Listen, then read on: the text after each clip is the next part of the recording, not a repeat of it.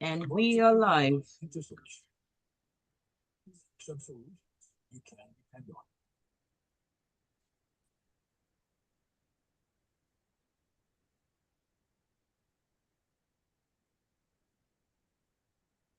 Love music, love life. You are welcome to Business Express right here on Smooth Breakfast. And this is what you listen to. 6:30. You're welcome. My name is Oluwaseun. You can join us on now at Smooth 9020 FM Lagos. At Smooth 9020 FM Lagos. Fact that it allows you to contribute to using the live chat option, and also for you to go back and visit the conversation after we've had it and share with your family and friends.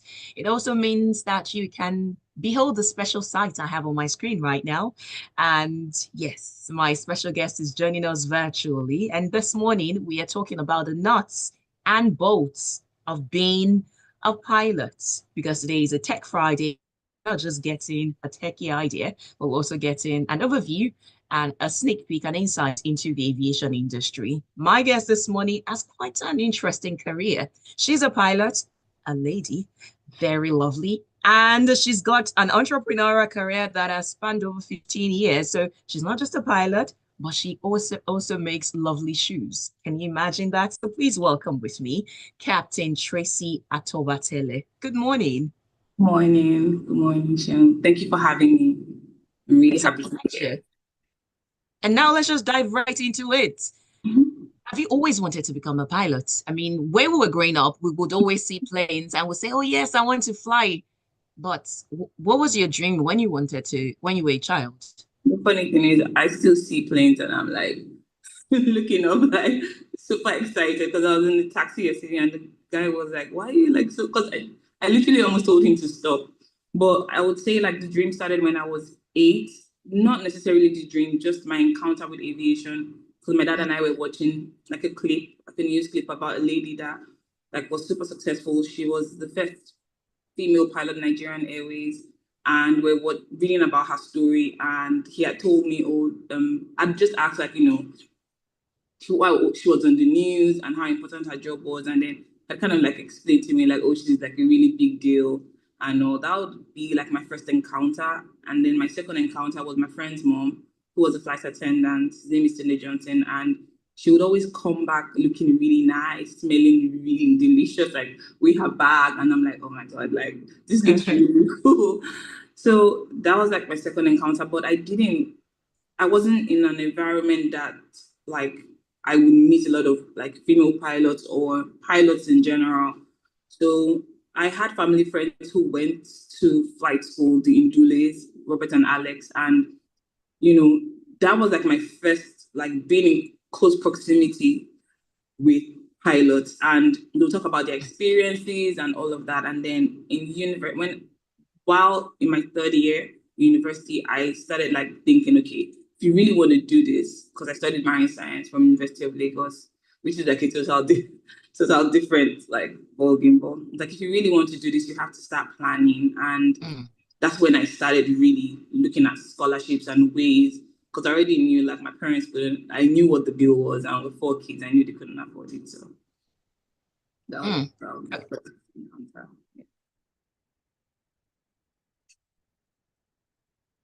So I'll still stay on that path before I go to the question. So here in Nigeria, in terms of becoming a pilot, are you still with me? Can you hear me? Yes, I can hear you loud and clear. Okay. Okay, great. Now, what would you call the cost implication of becoming a pilot? Like in general, to me, I always tell people like I know about being a pilot in the school that I presently am supposed to start teaching in, because I'm also a flight instructor. So I know a lot about that school and the cost implication for that school. And I tell people like if you want to go to flight school, just save about 100,000 USD.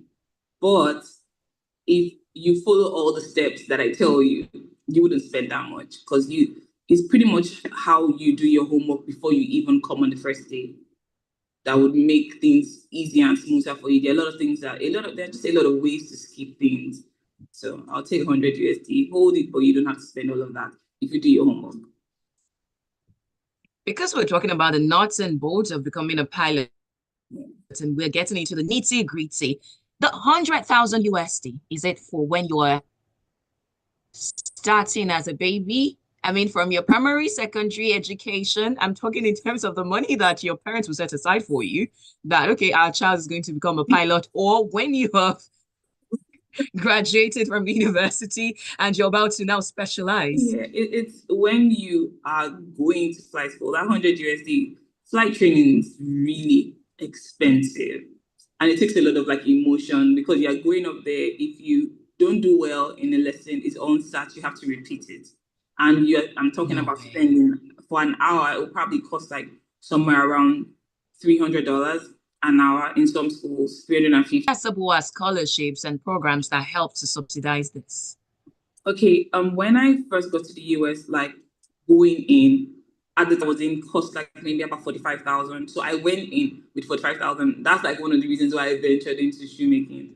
Because I was like, okay, I don't want to stop. I really need to do something that would bring money.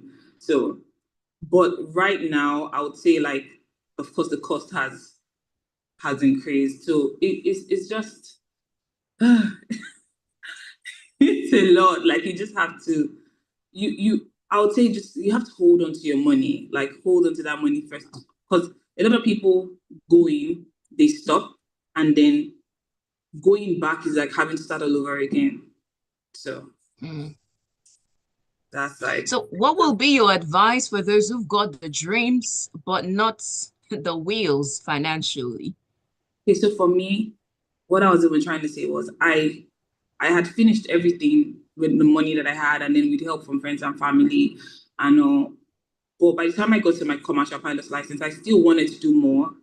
So I started applying for scholarships. But then to apply for those scholarships, there are a lot of things that you need to do and give of yourself. Like a lot of people I feel sometimes want the scholarship but are just a bit lazy about it. So you'd have to join organizations. You'd have to give of yourself. Because if like Sheon, if you have an organization now and you're seeing 5 people and you're like, you know what, okay, Sheon wants to give money for like journalism, you want to sponsor somebody for journalism, and you're seeing 5 people show up and show out every time. But when you put out your scholarship, you see 100 people apply. Who would you give it to? The 5 people. Whoa. So that's what usually always happens. People don't give of themselves. They just expect to apply for the scholarships and get it. But it's hard. You have to give of yourself. You have to be relevant to the organization. You just all those things show up, do what you are supposed to do. And then, of course, your story has to show some form of need that, and then the organization would give you. So far, I've gotten a lot of scholarships because I love volunteering, I love giving back, and from amazing organizations like Sisters of the Skies, OBAB, that's Organization of Black Aerospace Professionals. I've gotten from 2 pioneers in aviation, John and Martha King. That was like one of my best scholarships because it included them flying me from one state to another. So that's like just a couple of scholarships like that have been really good.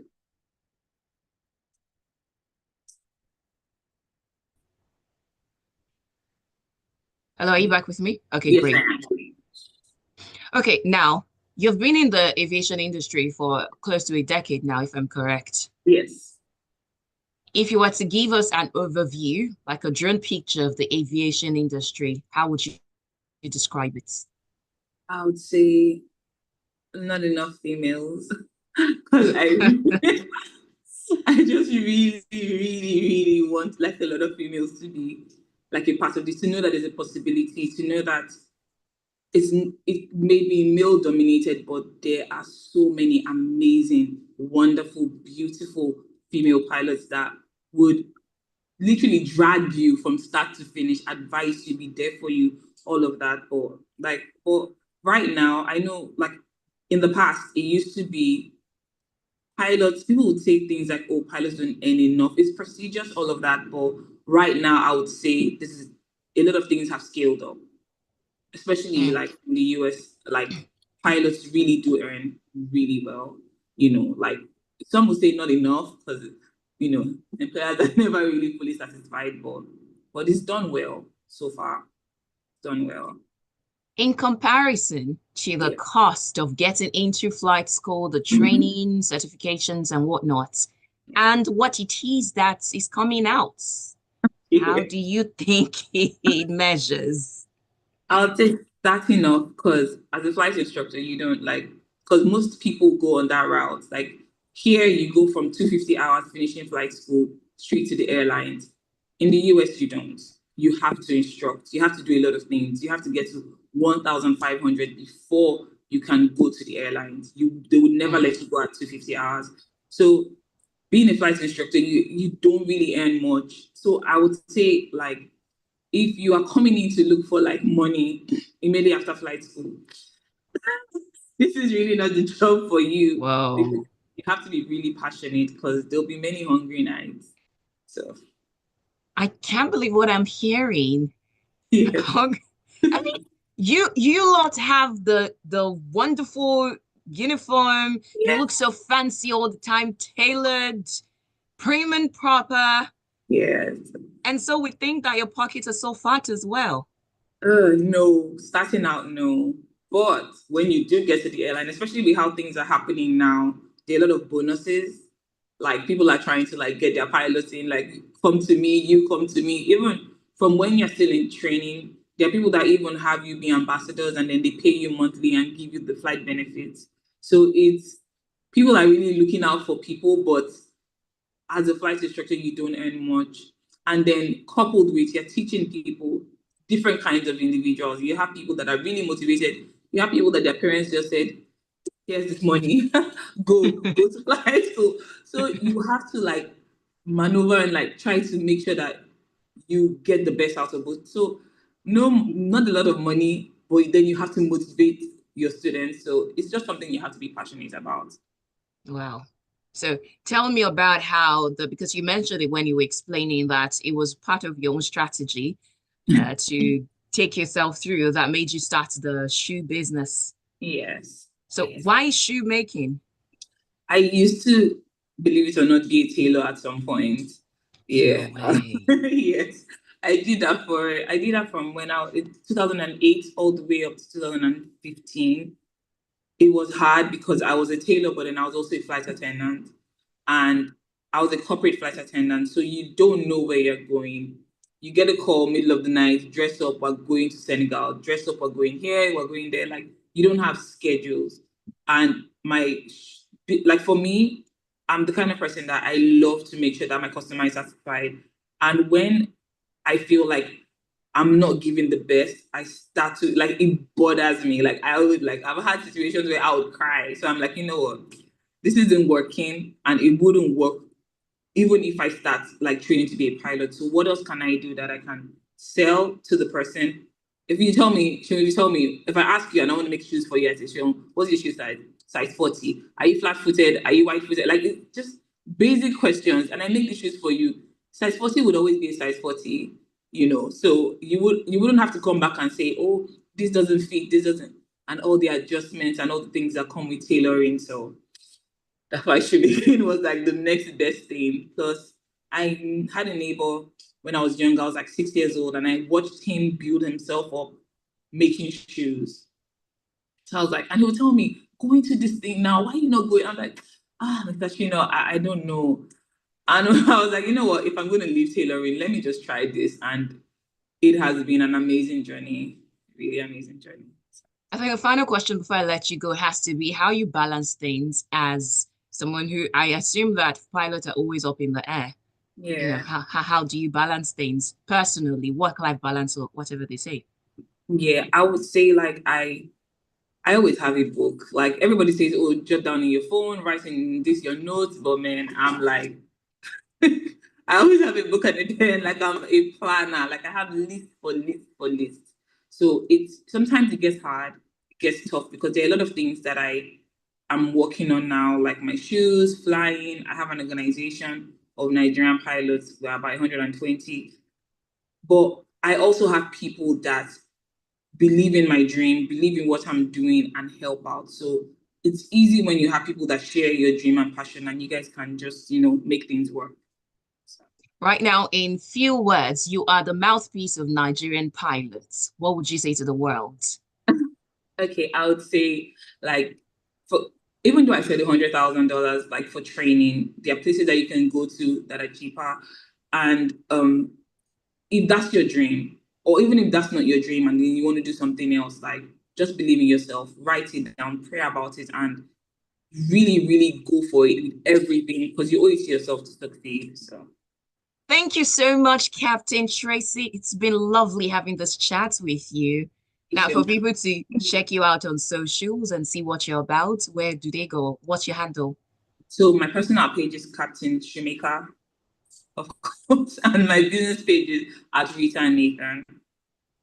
All right, thank you. And you can find this video on YouTube and also watch again. Maybe you can share it with someone who has a desire of flying and wearing the captain uniform. I mean, there's something glorious about it. And all the stripes on your shoulders. Yes.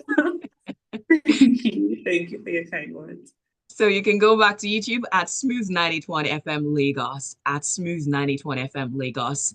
Smooth Breakfast continues, 7:30. We will be discussing on Freshly Pressed. Stay with us. Lovely. Thank you. You're welcome. You're welcome.